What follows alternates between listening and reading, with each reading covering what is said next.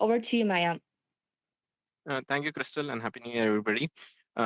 Just to give you a bit of a perspective on the energy markets first, before I go into the impact of what you are thinking about from a Venezuela perspective on the energy markets. I think this year we are starting off with a reasonably well-supplied oil market. We are expecting first half specifically in the oil markets to see reasonable non-OPEC as well as OPEC supply to come through.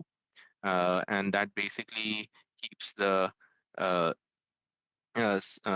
in oil markets to be at least there till the first half of this year. Our overall views have basically been that we will see closer to $55 to $57 in terms of Brent oil prices for the first half of this year. And then it starts to kind of gradually go up for the second half of the year.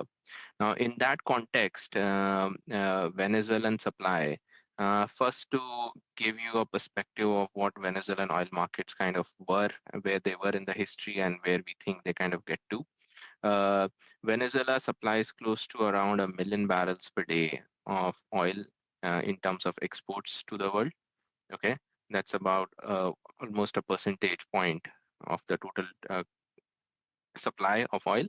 In the past, it was around 10 odd years back, when the sanctions were less, you had seen close to around 3.5 million barrels per day, which is about 3x of where it is kind of producing last year.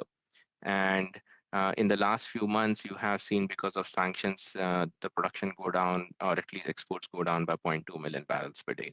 So our view is that at least that 0.2 million barrels per day kind of comes into the market, and then at least 0.3 to 0.4 million barrels per day where there is infrastructure available, that can actually kind of come through over the next 12 to 18 months. Some of the consultants believe that number could be even higher, but overall, at the margin, we could kind of see at least 0.6 million barrels per day incremental supply from Venezuela from a 12 to 18 month perspective is the way we are thinking through this.